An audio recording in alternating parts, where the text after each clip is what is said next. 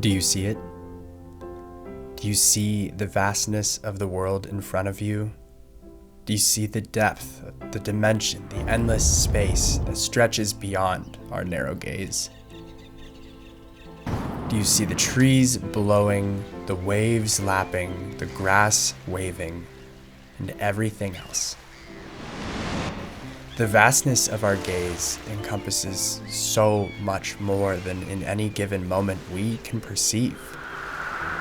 There's a truth to our vision, and that's that it's at times a lie. It is the interpretation of our brain. We take in so much detail, so much range, and we do the best we can with it. But in truth, what we perceive is a small fraction of what's honestly in front of us. So how then do we honestly capture this with a camera? How do we reflect the honest perspective of the human eye? I think that's something worth considering, and today I'd like to do so.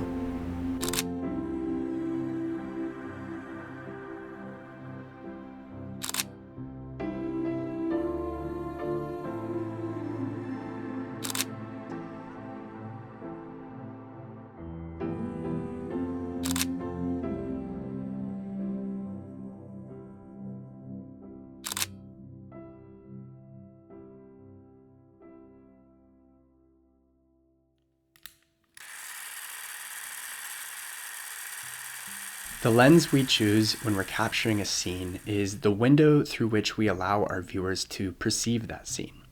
It's the way we choose to portray our subject, and this is an idea I touch on in most of my videos because I think it's a very important consideration, especially when our goal is to tell a visual story. Just with every lens, there's a set of considerations when we make our choice that ultimately relates back to how compelling that scene is for the viewer, and how relatable it is. There's this belief that somewhere between 35 and 50 millimeters lies the perfect angle of view that's closest to the natural human vision. But this concept has always felt a little dishonest to me. In truth, our full field of view, including our peripherals, is closer to 200 degrees, and a single eye is around 120 degrees. So in truth, a lens that's more accurate is going to be somewhere between 10 and 15 millimeters. This concept became quite interesting to me when TTArtisan asked if I'd want to use the 10mm f2 on my Fujifilm X-T5. This means it's about a 15mm equivalent. It became interesting because the angle of view of a 15mm is about 111 degrees, which is very close to the true human perception. Now, I know I'm kind of going against the grain with this, right? Because the argument for a angle of view closer to 50 millimeters is that that's what's in focus. That's what we're really perceiving. But I don't think that's fair. I think we are ultimately collecting the information, even if it's in our peripheral, and it guides the way that we ultimately perceive that focus, that center of our frame. And I wanted to carry this consideration into photographing with this lens as well.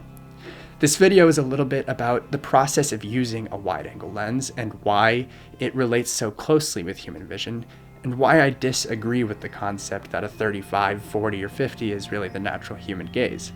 It's not so much a review of this lens, although at the very end I will give a minute or two to talk about how I feel about this lens. They didn't pay me to make this video. They did send me this lens to use and to keep, but I already use wide-angle lenses, and I'd happily have made this video with the gear I already have. Now with that, let's dig in.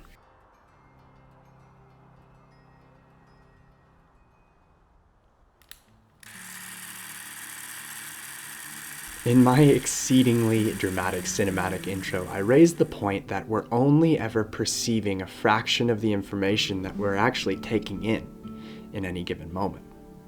And that gives this whole argument of the natural perspective a new ground to stand on. And it's composed of two truths and a lie. The first truth is that a vast perspective, closer to the 200-degree angle of view that our peripheral entails, is an honest perspective. Choosing to bring in that much information into a single photograph or frame, it is a fair representation of the human gaze, and I think it's honest and natural.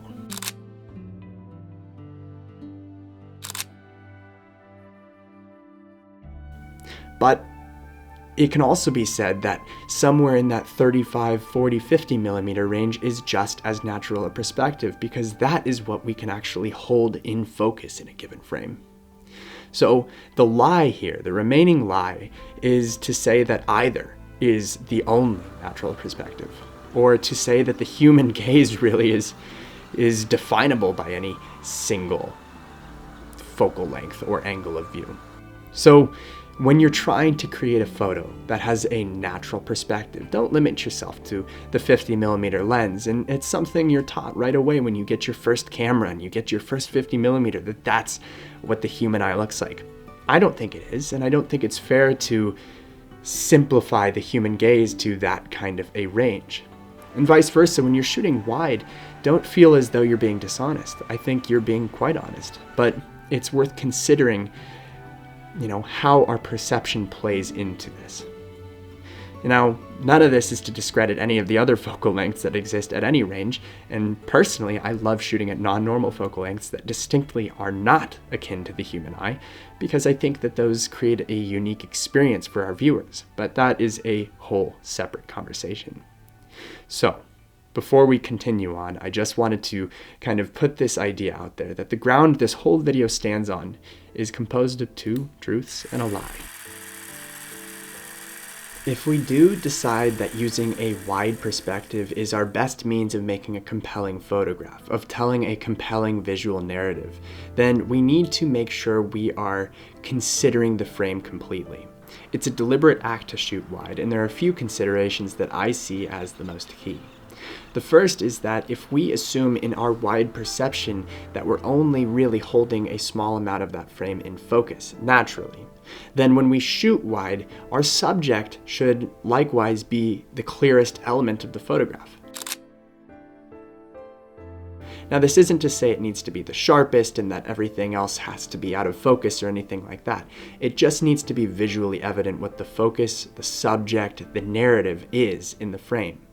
All of that space leaves room for people to lose interest quite quickly. So if we don't have a clear and evident subject, narrative, or focus, then the frame won't be compelling.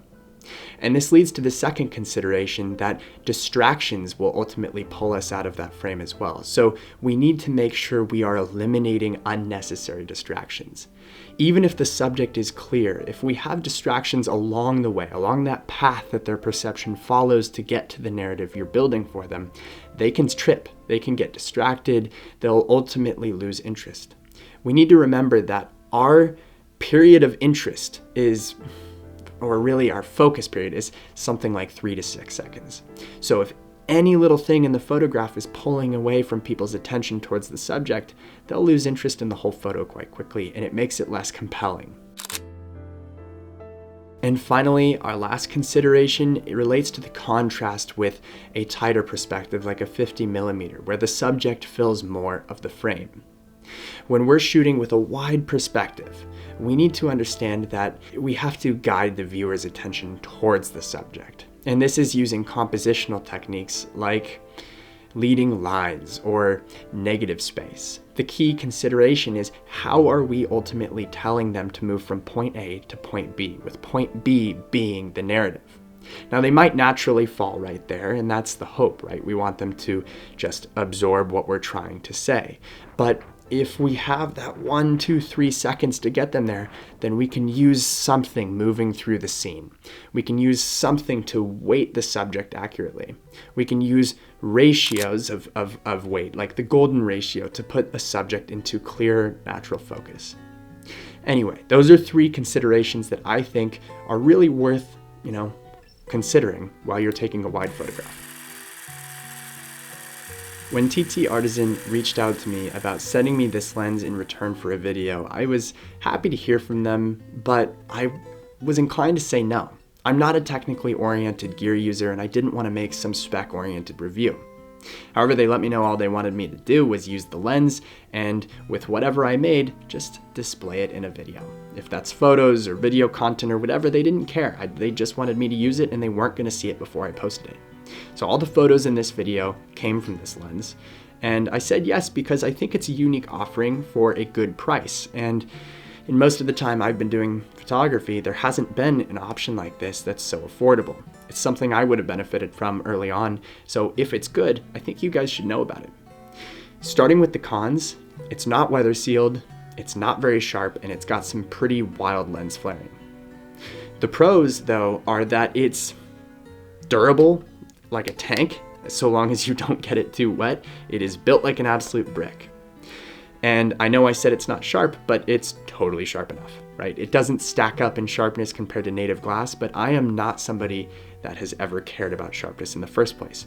And while the flaring is bad and a little bit unpredictable, and the contrast drops when you shoot towards bright light, it also adds some really interesting character in scenes that might otherwise be lacking that special element. Especially when I'm starting to shoot video clips, it's been a really fun lens to add some character to my videos. So anyway, I think this lens is well worth the money. It's uniquely positioned as a cheap alternative to some really expensive options out there, whether it's the 10 to 24mm, the 10 to 18 from Sigma that's a little bit more affordable, or the wildly expensive 8 to 16. This lets you get that really creative, super wide perspective without breaking the bank. And if you break the lens, you're not out too much money. So I think it's a good option, it's worth considering, and if I had access to it years ago, I would have bought it then. I will continue to use this, and it's going to be in my kit going forward because, quite frankly, I have nothing else like it in this Fuji system, and I have fun using it. I hope this video has helped to challenge your perception of what the normal perspective truly is. It's been a load of fun to think through this, to consider the angle of view and what the actual importance of a hyper-wide lens really is. When we start to see things through this, we need to make new considerations. And those 3 points, those 3 deliberations and considerations that you should make while you're putting together your photograph, they're just a few. And I've made some other videos about shooting wide that I'll link up here or put down below. But I hope those were helpful to you. And finally, I want to thank TTArtisan for sending over this lens, because while it does have deficiencies, it's a truly unique and compelling offering for a low price tag. And that means more people will get out shooting and get out shooting in more unique ways. That's something that's very valuable. When all of us are telling better stories, we collectively improve. And I think that's awesome. That's what it's all about. So TTArtisan, thank you. And to you guys, thanks for watching this video. And I will see you again next week.